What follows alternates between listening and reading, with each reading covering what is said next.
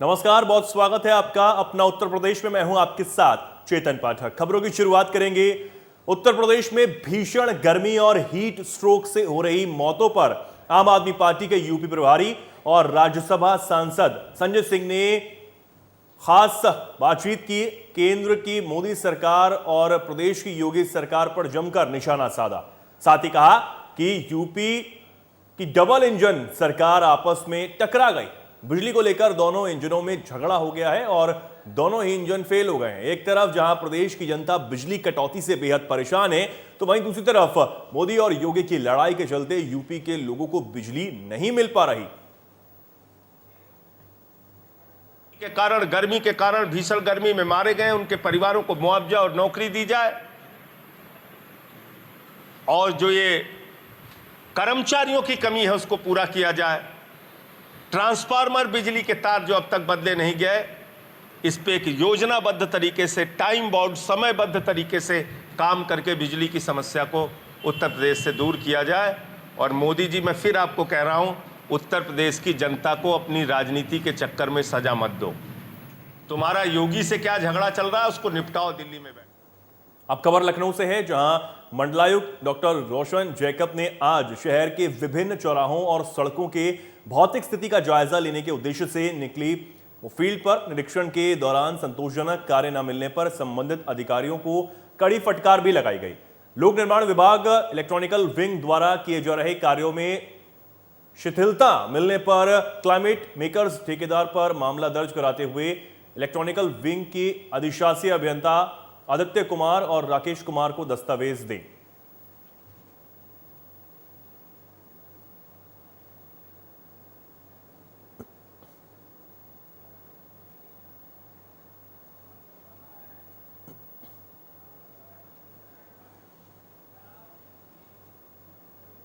अमरोहा नगर कोतवाली क्षेत्र के मोहल्ला नौबत खाना इलाके के रहने वाले इकबाल खान के घर के नीचे बनी मार्केट में 2 दिन पहले आग लगाने वाले शहनवाज नाम के आरोपी को अमरोहा शहर कोतवाली पुलिस ने गिरफ्तार कर लिया है।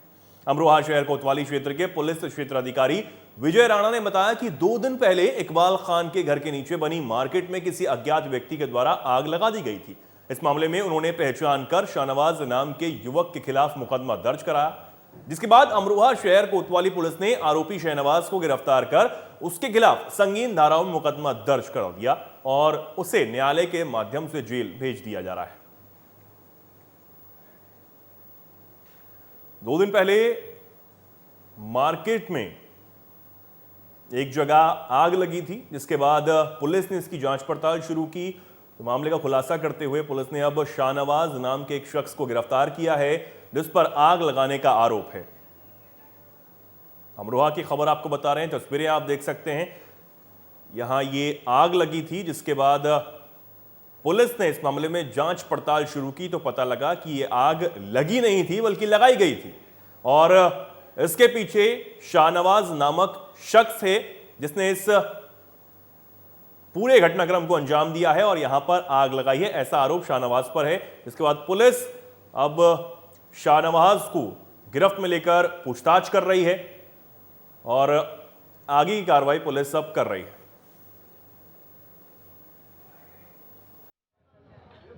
ये ओवेस इकबाल नामक एक व्यक्ति हैं जिनका ओवेस मार्केट है, ऊपर उनका आवास भी है।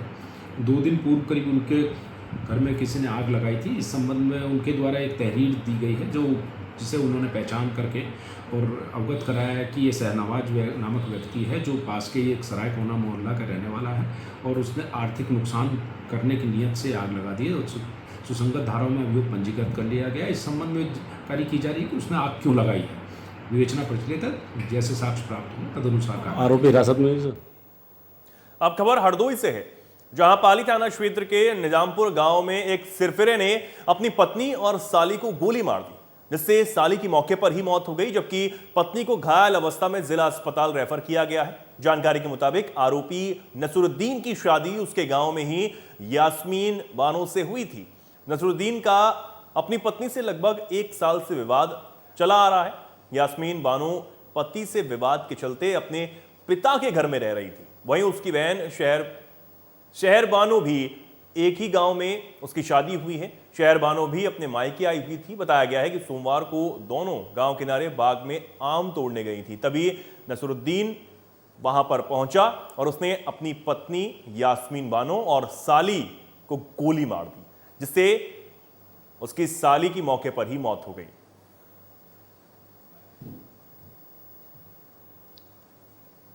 तो एक सिरफिरे पति ने अपनी पत्नी और अपनी साली को गोली मारी, जिसमें साली की मौके पर ही मौत हो गई है और पत्नी को घायल अवस्था में अस्पताल में भर्ती करवाया गया है, जहां डॉक्टरों की निगरानी में उसका इलाज किया जा रहा है। हरदोई से खबर आपको बता रहे हैं।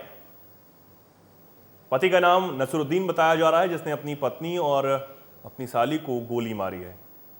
और इसके पीछे की वजह जो निकलकर सामने आई है वो ये है कि यास्मीन बानो जो नसरुद्दीन की पत्नी है, उसका कुछ 1 साल से विवाद आपस में जारी था, जिसके बाद इस घटना को अंजाम दिया गया है।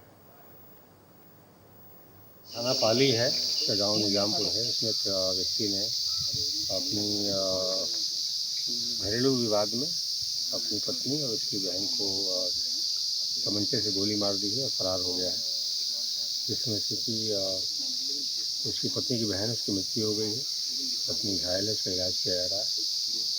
और इसमें तहरीर प्राप्त करके शीघ्र ही विधिक कार्रवाई की जाएगी, इसकी उसको अरेस्ट किया। आगे बढ़ते हैं। बड़ी खबर आपको कन्नौज से बता दें। जेल वार्डन को जिम्मेदारी मिली है। अल्पवयस्क बंदियों की जिम्मेदारी यहां पर दी गई है। बंदियों का अध्यापन कराएं जेल वार्डन, ये कहा गया है। पीटी और योगाभ्यास जेल वार्डन कराएंगे। जेल अधीक्षक ने वार्डन को गुरुजी बना दिया है। कैदियों के स्वास्थ्य को लेकर अधीक्षक गंभीर हैं और इसे लेकर जेल वार्डन को आदेश जारी किए गए हैं। कहा गया है कि कैदियों के स्वास्थ्य को लेकर यहां उनसे योगाभ्यास कराया जाए और यह जिम्मेदारी जेल वार्डन को दी गई है।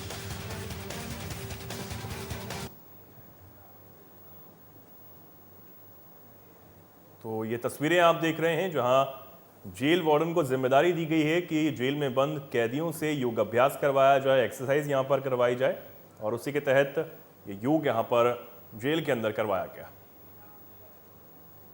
कानपुर में प्रेमिका के चक्कर में एक पति ने अपनी पत्नी की गला दबाकर हत्या कर दी और घटना को आत्महत्या का रूप दिया।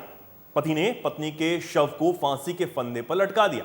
मृतका के परिजनों की तहरीर पर पुलिस ने आरोपी पति को अपनी हिरासत में ले लिया है। बता दें कि कल्याणपुर थाना क्षेत्र के बैरी के रहने वाले रूप सिंह ने अपनी बेटी की शादी बिठूर निवासी ऋषि के साथ की थी, लेकिन ऋषि के अवैध संबंध एक अन्य महिला से थे, जिसे लेकर पति पत्नी के बीच जमकर लड़ाई हुई, जिसके बाद ऋषि ने गुस्से में आकर अपनी पत्नी का गला दबाकर उसकी हत्या कर दी।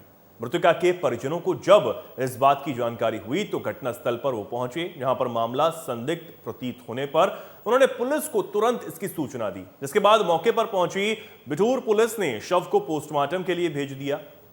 एसीपी ने बताया कि आरोपी पति को हिरासत में लेकर पूछताछ की जा रही है। पोस्टमार्टम रिपोर्ट में जो तथ्य निकलकर सामने आएंगे उसके हिसाब से कार्रवाई की जाएगी।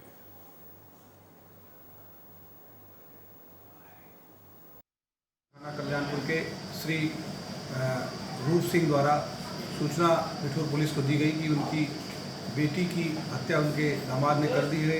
इस सूचना पे पुलिस बिठूर पुलिस उनके निवास पे पहुंच के शव को पंचायतनामा हेतु और पोस्टमार्टम हेतु मोर्चरी भेजा। बाद पोस्टमार्टम पंचायतनामा जो भी रिपोर्ट प्राप्त होगी उसमें अग्रिम विधिक कार्रवाई की जाएगी। आगे बढ़ते हैं। बड़ी खबर आपको लखनऊ से बता दें। 1 लाख के इनामी हाजी इकबाल की संपत्ति कुर्क की गई है। सहारनपुर पुलिस ने हाजी इकबाल की कोठी को कुर्क किया है। गोमती नगर इलाके में 7 करोड़ की कोठी को कुर्क किया गया है। हाजी इकबाल की 506 करोड़ की संपत्ति चिन्हित कर ली गई है। आपको बता दें कि सहारनपुर में 200 करोड़ की संपत्ति पहले ही कुर्क की जा चुकी है। नोएडा में भी हाजी इकबाल की संपत्ति को कुर्क किया गया है। बसपा से एमएलसी भी हाजी इकबाल रह चुका है और 45 मुकदमे उस पर दर्ज हैं। अवैध खनन समेत 45 मुकदमे हाजी इकबाल पर दर्ज हैं। हाजी इकबाल के 4 बेटे और भाई जेल में बंद हैं। ये बड़ी खबर आपको बता रहे हैं। 1 लाख के इनामी हाजी इकबाल की संपत्ति को कुर्क किया गया है। 7 करोड़ की कोठी को यहां कुर्क किया गया है और सहारनपुर में बने 200 करोड़ की जो संपत्ति है वो पहले ही कुर्क की जा चुकी है प्रशासन की तरफ से, और बड़ी कार्रवाई, ताबड़तोड़ कार्रवाई यहां पर 1 लाख के इनामी हाजी इकबाल पर की जा रही है। गोमती नगर इलाके में 7 करोड़ की कोठी को अब कुर्क किया गया है और करीब 506 करोड़ की जो संपत्ति है वो चिन्हित कर ली गई है। लगातार प्रशासन कार्रवाई में जुटा हुआ है। 45 मुकदमे हाजी इकबाल पर दर्ज हैं। अब खबर लखनऊ से है, जहां पिछड़ा वर्ग मोर्चा धन्यवाद मोदी जी नाम के कार्यक्रम का आयोजन लखनऊ के विश्वेश्वराय हॉल में किया गया।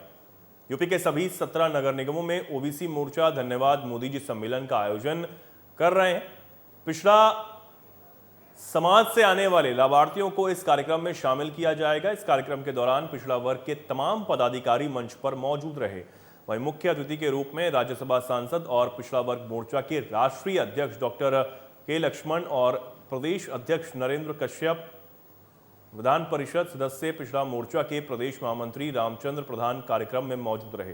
बड़ी संख्या में प्रदेश भर से पिछड़ा मोर्चा के पदाधिकारियों, कार्यकर्ताओं ने कार्यक्रम में हिस्सा लिया। राज्यसभा सांसद डॉक्टर के लक्ष्मण ने बयान दिया कि उत्तर प्रदेश के अंदर मुख्यमंत्री योगी आदित्यनाथ की ओर से पिछड़ा वर्ग के लिए काम किया जा रहा है और केंद्र सरकार के अंदर भी पिछड़ा वर्ग के लिए काम किया जा रहा है। यही मुद्दों को लेकर हम पूरे देश भर में आने वाले चुनाव में हमारे कार्यकर्ताओं को ओबीसी समाज को संगठित करना चाहते हैं और जन जागरूक करना चाहते हैं, और ये भी लोगों को बताना चाहते हैं कि ओबीसी समाज पर तुष्टीकरण की राजनीति की जा रही है।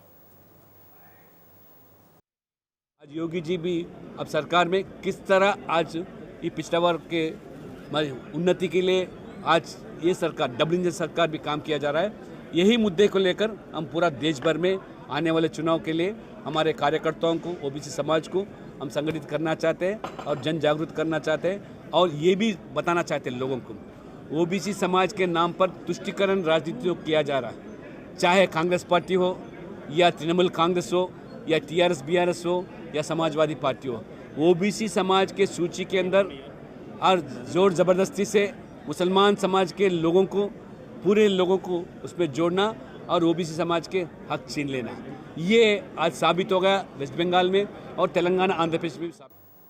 भारत की बेटियों ने एक बार फिर से स्वर्ण जीतकर इतिहास रच दिया है। बता दें कि इस टीम की स्टार खिलाड़ी हैं लखनऊ की रहने वाली मुमताज खान। फॉरवर्ड हॉकी खिलाड़ी मुमताज ने पूरी दुनिया में देश का नाम रोशन कर दिया है। खास तौर से उन्होंने अपने माता पिता का मान बढ़ाया, जो ठेले पर सब्जी बेचकर गुजर बसर करते हैं।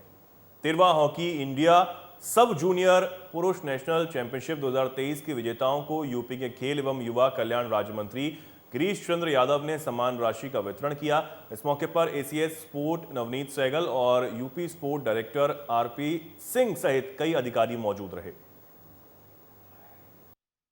वो पूरे देश ही नहीं बल्कि पूरी दुनिया के अंदर अंतर्राष्ट्रीय योग दिवस मनाया जा रहा है। माननीय प्रधानमंत्री जी के आह्वान पे पिछले 2015 से लगातार पूरे देश के अंदर, पूरी दुनिया के अंदर योग दिवस मनाया जा रहा है। उत्तर प्रदेश के मदरसे किसी भी काम को माननीय प्रधानमंत्री जी के मार्गदर्शन में, माननीय मुख्यमंत्री जी के नेतृत्व में लगातार हर कार्यों को करते आ रहे हैं। कल योग दिवस के मौके पर मदरसों ने पूरी तैयारियां कर रखी हैं। मदरसे उत्तर प्रदेश के बढ़ चढ़ के हिस्सा ले रहे हैं। पूरे मान्यता प्राप्त मदरसे, अनुदानित मदरसे, गैर अनुदानित मदरसे, गैर मान्यता प्राप्त मदरसे, सही मदरसों में तैयारियां चल रही हैं और कल पूरे प्रदेश के मदरसे बढ़ चढ़कर योग दिवस में हिस्सा ले रहे हैं। ललितपुर के सदर कोतवाली के नेहरू नगर चौकी अंतर्गत मोहल्ला जुगपुरा में अवैध शराब बेचने का सिलसिला जारी है। बता दें कि आए दिन अवैध शराब बेचने के वीडियो सामने आ रहे हैं। 3 दिन में शराब बेचने के 3 वीडियो सामने आए। वहीं वीडियो सोशल मीडिया पर वायरल होने के बावजूद भी पुलिस ने अब तक इस पर कोई कार्रवाई नहीं की है।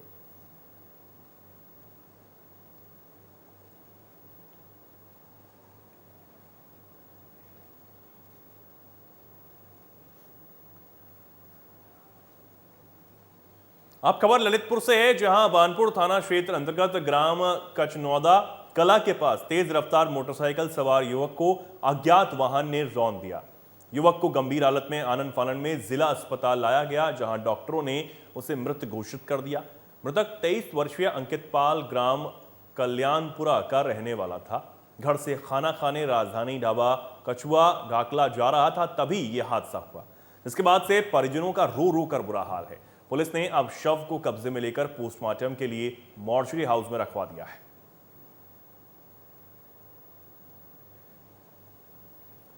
तो भीषण सड़क हादसे में एक युवक की मौत हो गई। युवक की उम्र करीब 23 वर्ष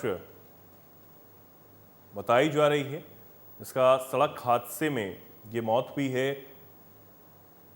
और अब परिजनों का रो रो कर बुरा हाल है। पुलिस ने शव को कब्जे में लेकर पोस्टमार्टम के लिए भेज दिया है।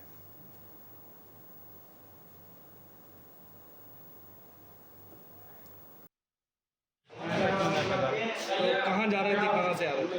बचाना से आ रहे थे, ढाबा से घर जा रहे थे कल्याणपुर। कल्याणपुर। हाँ, कब निकले थे ये घर से? निकले थे सुबह ललितपुर से सीधे ढाबा से घर जा रहे थे। ढाबा पे काम करते हैं?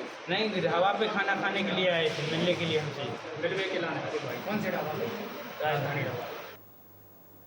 पीलीभीत में धान के पौधे लगाने जा रही युवती को एक युवक ने गोली मारकर उसकी हत्या कर दी और खुद को भी गोली मारकर मौत के घाट उतार दिया। डबल मर्डर से इस क्षेत्र में सनसनी फैल गई है। बता दें कि अर्चना अपने गांव की 2 सहेलियों के साथ खेत पर धान की रुपाई करने के लिए जा रही थी। जैसे ही युवती गांव के रहने वाले मंजीत कुमार यादव के घर के सामने से निकली, तभी मंजीत ने उसे गोली मार दी। घटना को अंजाम देकर मंजीत ने खुद को भी गोली मार ली, जिससे दोनों की मौके पर ही मौत हो गई। साथ में मौजूद दूसरी लड़की ये घटना देखकर बेहोश हो गई। सूत्रों से मिली जानकारी के मुताबिक दोनों के बीच प्रेम प्रसंग चल रहा था और किसी बात को लेकर कहासुनी हो गई थी। इसी बात से युवक नाराज था और उसने पहले युवती को गोली मारी और फिर खुद को भी गोली मारकर आत्महत्या कर ली।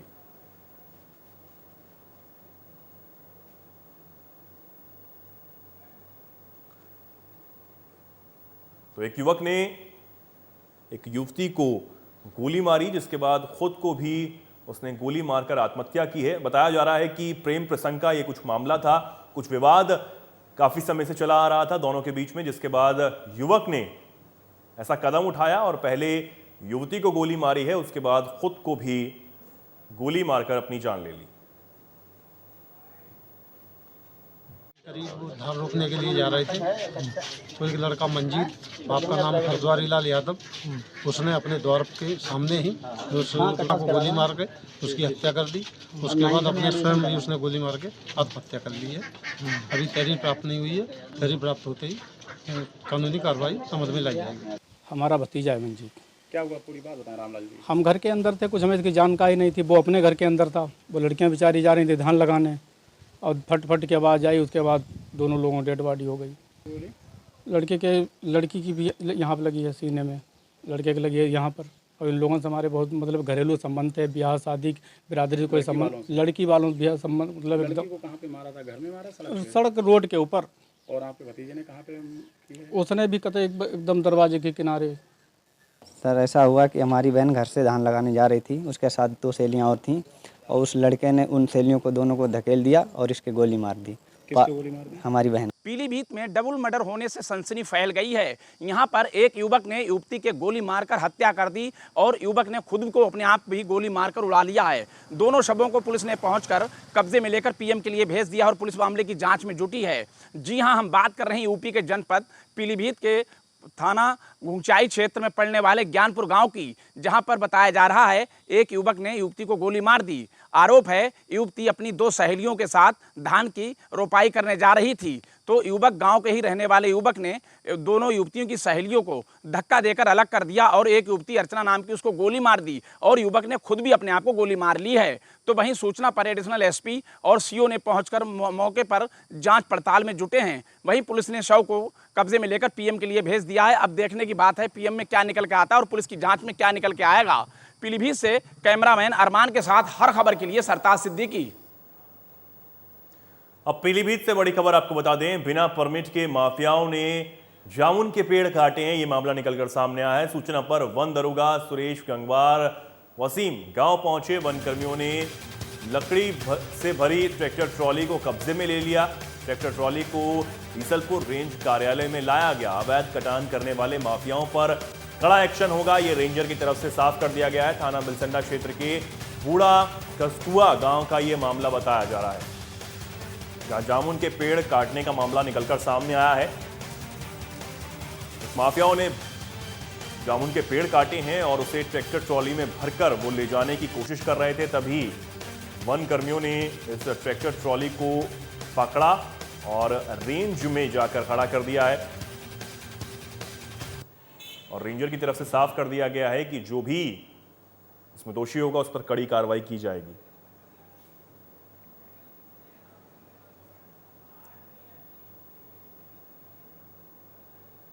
तो बिना परमिट के माफियाओं ने ये जामुन के पेड़ काटे हैं, जिसके बाद वन कर्मियों ने मौके पर पहुंचकर इस ट्रैक्टर ट्रॉली को जब्त किया है। इसके बाद पुलिस और जो वन कर्मी हैं वो मामले की जांच में जुटे हुए हैं। सीतापुर के डीएम कार्यालय परिसर का मामला निकलकर सामने आया है, जहां पर थाना तंबोर के ग्राम बमौरा निवासी अनिल कुमार अपने गांव में प्रधानमंत्री ग्रामीण आवास न मिलने की शिकायत को लेकर जिलाधिकारी के पास पहुंचे थे। जिला अस्पताल में भर्ती अनिल कुमार ने बताया कि उसके गांव में उसे आवास मिलना था, लेकिन उसका नाम काट दिया गया।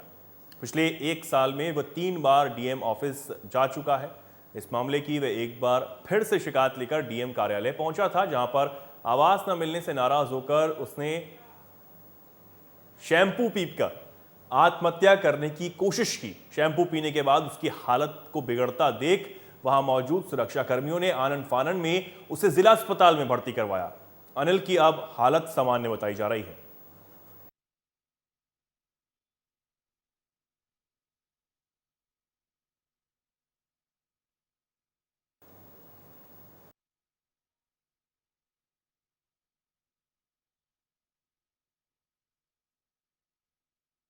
से खबर आपको बता रहे हैं, जहां पीएम आवास ना मिलने से नाराज फरियादी ने आत्महत्या की कोशिश की, जिसके बाद उसे अस्पताल ले जाया गया, जहां उसका इलाज जारी है। बताया जा रहा है कि प्रधानमंत्री आवास योजना के तहत उसे आवास नहीं मिल रहा था, बार बार उसका नाम काट दिया गया था, जिसको लेकर वो डीएम कार्यालय पहुंचा और उसने वहां आत्महत्या की कोशिश की।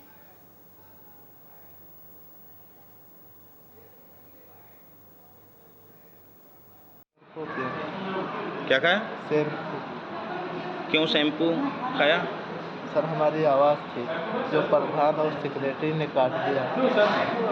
हम डीएम साहब के वहाँ सर कई बार आए, मगर सर कुछ सर कहीं नहीं रहे, इसलिए सर फिर हम इधर सर नया आवास दे रहे हो तो कभी सर एक गोट से लाई दो, कम से कम रहने के लिए तो जगह हो जाए सर। आवास नहीं मिल रहा आपको? जी सर, वो आवास कट गया सर, तो फिर उसके बदले सर एक गोट से लाई दो।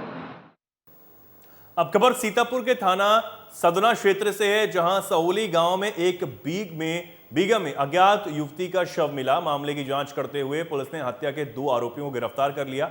आरोपियों के पास से हत्या में इस्तेमाल हुआ हथियार भी बरामद कर लिया गया है। बता दें कि युवती का किसी दूसरी बिरादरी के युवक के साथ प्रेम प्रसंग चल रहा था, जिसका उसके माता पिता को पता लगा और उन्होंने विरोध शुरू कर दिया, लेकिन युवती के न मानने पर उसके माता पिता ने उसकी हत्या करने का प्लान बना लिया और यूकेलिप्टस के बाग में ले जाकर पहले गला दबाया, फिर बांके से प्रहार कर उसकी हत्या कर दी थी।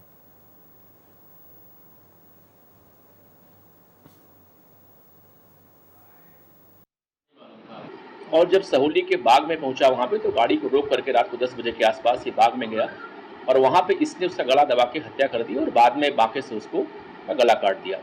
इसने भरसक प्रयास से उसकी पहचान ना होने पाए और बांके से इसने उसके मुख को भी कुचल दिया था और जो ऊपर के कपड़े उसके थे, पिता और माता ने ही कपड़े निकाल लिए थे और जाके कहीं नदी में फेंक दिए थे। ये आपके सामने मैंने को प्रस्तुत किया। ये सब पूरी घटना कन्फेस कर रहे हैं। आला कत्ल हम लोग बरामद कर लिए हैं। जो कपड़े थे अभी तक हम लोग को नहीं मिल पाए हैं। हमारी टीम इनको लेके जा रही है और अभी जहां ये बता रहे हैं कि कपड़े। फिलहाल के लिए खबरों में इतना ही। नमस्कार।